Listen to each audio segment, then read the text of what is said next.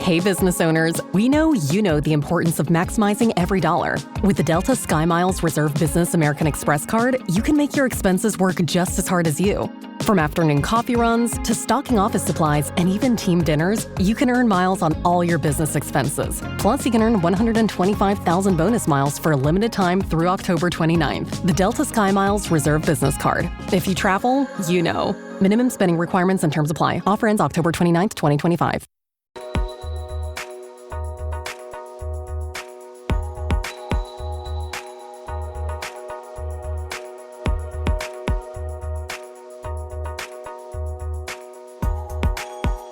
Welcome to episode 85 of the Inside Job Boards and Recruitment Marketplaces podcast. I am one of your two co-hosts, Stephen Rothberg with College Recruiter.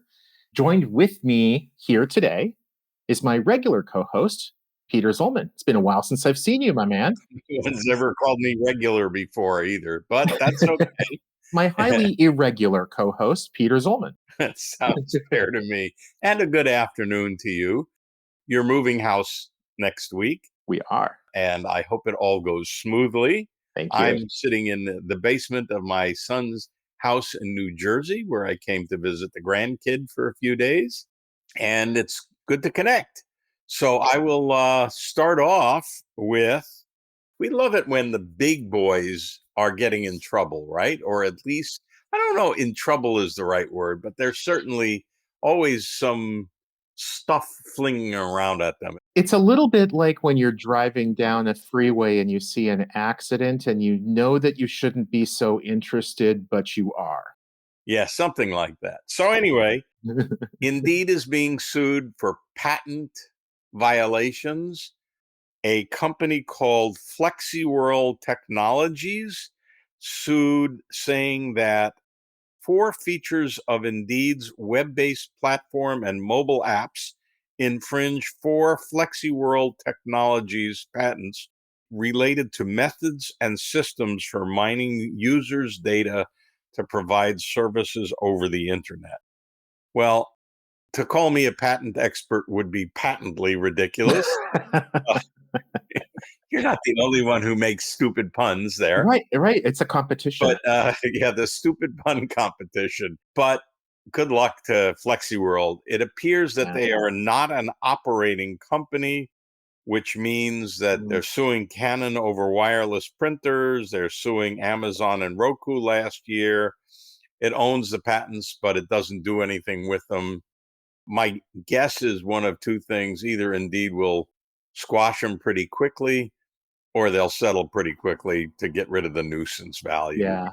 I'm not an expert on this stuff at all, but patent lawsuits are a dime a dozen or maybe even worse than that. Just because you have a patent does not actually mean that you own the intellectual property for it, because it's sort of like a presumption that you own it. It's not absolute proof. And methods for data mining, okay. As I said, I'm not an expert. Yeah. You're not an expert. I don't think Indeed and its parent company Recruit are quaking in their boots.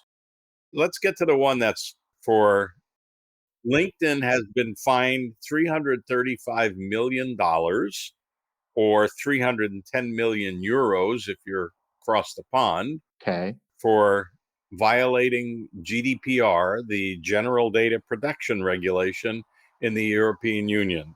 Their big operation in Ireland and Dublin, LinkedIn has pretty much all of its European operations there. Company has 30 days to appeal the decision. I'm guessing for $335 million, they're going to appeal. And let's talk more generally. Privacy is a huge issue for job boards / recruitment marketplaces. Yeah. You probably spend a lot of time on it at College Recruiter. Why don't you talk about that for a minute? Yeah. And what it entails? So one of the things that a lot of our viewers and listeners might not really appreciate is that GDPR, although it is probably the best known privacy law, it is not anywhere close to being the only privacy law. There are over 190 different privacy laws around the world. Some are regional, like GDPR for the EU. Some are country specific. Some are for particular regions within a country, like California's Privacy Act law. Some of the privacy laws are impossible to comply with if you are also complying with one of the others. And so the larger the job board in terms of the geography, the more countries and markets that you operate in, the more likely it is that you're going to have to comply with multiple privacy laws. It's entirely possible. I don't know much about the LinkedIn lawsuit. It's entirely possible that LinkedIn was fully compliant in every respect and that the EU regulators are just coming down on them in a wrong way. But it's also, I think, far more likely that with all of the intricacies of the privacy laws, the poorly worded legislation that a lot of them have, that LinkedIn actually was not in compliance. They may have thought they were, they may have made every effort to be, and the regulators are just looking at the legislation differently than LinkedIn does. But that's why you have courts. Well, this is interesting because LinkedIn said it's a final decision on claims from 2018 about some of our digital advertising efforts in the EU. While we believe we've been in compliance with the GDPR, we are working to ensure our ad practices meet the decision by the IDPC, which is the Irish Data Protection Commission or something like that, deadline. Asked whether the company intended to appeal, she added, "Our focus right now is on ensuring our ad practices meet this decision by the IDPC deadline." So they didn't even say they were going to appeal. It's kind of unusual when you get fined 335 million, but there also may be some negotiation going on, and so they don't appeal, but they settle for 150 million or 120 million. Look, LinkedIn, Microsoft last year said it had set aside 425 million. Microsoft is LinkedIn's parent company. Yeah. To cover the cost of penalties arising from the case. So the 425 million was set aside. They got fined 335 million. I don't know about you, but I don't know very many people that are hopeful about the world of work. And I'd like to change that. My name's Marcus Mossberger, and I started the Hope at Work podcast, where you'll find two things. Number one, really interesting guests. And number two, innovative ideas about the future of work. Check it out. Whether you're a payroll pro or an employee wanting to understand your paycheck better, we've got you covered. Tune into It's About Payroll for expert insights on payroll trends and compliance, or check out It's About Your Paycheck, the go-to podcast for employees looking to understand their pay and rights. Two great shows, two great hosts. Listen now, brought to you by Work Defined, where payroll meets clarity. Kind of reading between the lines there, that to me sounds like somebody at Microsoft said, oops, we made a mistake. We're going to have to pony up some money. A year ago, 2 years ago, they didn't know how much it was going to be. They made a pretty conservative estimate, and the actual fine came in less than the amount of money that they set aside. And now they're talking about making sure that they're in compliance. That sure sounds to me like they got their hands caught in the cookie jar. And again, not necessarily knowingly. They may have absolutely have thought that they were fully in compliance and that the regulators are reading the law one way and the folks at LinkedIn, Microsoft were reading it a different way. One of the things I was hoping to talk with you about, and you kind of alluded to this, Peter, was when you were talking about job boards and recruitment marketplaces, that privacy is a big deal to us. No doubt. The AIM group also covers other classified verticals, right? Cars and autos, real estate, et cetera. Are these privacy laws as big of a deal? Oh, absolutely. Okay. They're a very big deal. Look, it's all about your audience, whether it's recruitment, whether it's real estate, whether it's automotive, has to be confident that their information is not going to be hacked, is not going to be taken. I think it's more critical in recruitment because you've got so much personally identifiable information. And in many databases, people are required to put in their government ID number. US based job boards won't take a social security number, the legitimate ones. Chris Russell had a really good column about a week ago about how to tell when scammers are trying to use your job board. Chris Russell, rectechmedia.com. But it's a constant, they get in, they say, oh, you got the job. We'll send you a check.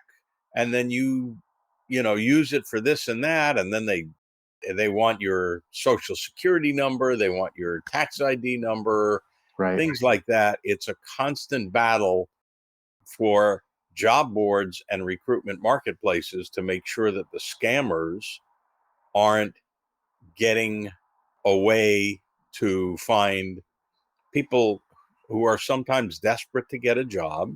Mm-hmm. And that's not a question of the privacy laws. That's a question of scammers using your sites. And that is often true as well with real estate sites, with automotive sites, and with the general merchandise or the stuff sites, the sites like Craigslist and Kijiji in Canada and Le Bon Coin in France, where people are, person-to-person transactions, and the risk is high.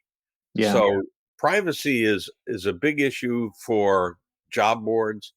It's also a big issue for automotive, real estate, and recruitment. We said we'd run 10 minutes. We're now at 12 and a half. Yeah. So you wanted to tell the viewers and for those yes. listening to the audio only version of the podcast about a bit of a bonus that if they want to look at, I think it was the LinkedIn. We'll open up the LinkedIn, take it out from behind the paywall. Yeah. aimgroup.com. And if you just search for LinkedIn and privacy or some variation thereof, it is included in our recruitment intelligence report. I know Stephen is a longtime subscriber. I think subscriber number 2, wasn't I? No, you were number 1. And you still are number 1, Stephen. Wow. But you are our first subscriber, and it's been probably 4 years now, and you haven't spent nearly enough money for it, but we're glad you do. I keep sending, Jonathan, the CEO of AIM Group, I keep sending him massive checks, and he keeps telling me that he's not going to tell Peter anything about it. Oh. But maybe that's a topic for another podcast. And they're made out to Jonathan Turpin, I presume. They are personally, and he just deposits them into his personal account and says that Peter can, go and something about jumping into a lake. Sounds fair to me. Well, good to see you. It has been good to do this. Good luck with your move next week. Thank you. I will be home. I hope the hurricane debris has been cleaned up by the time I get back. It was very minor compared to what happened to a lot of people. So I consider myself remarkably lucky. Have a good week, sir. Cheers, Peter. Take care. Happy Halloween. Thanks. Bye. This episode is brought to you by LifeLock. It's Cybersecurity Awareness Month, and LifeLock has tips to protect your identity. Use strong passwords, set up multi-factor authentication, report phishing, and update the software on your devices. And for comprehensive identity protection, let LifeLock alert you to suspicious uses of your personal information. LifeLock also fixes identity theft, guaranteed or your money back. Stay smart, safe, and protected with a 30-day free trial at LifeLock.com/podcast. Terms apply.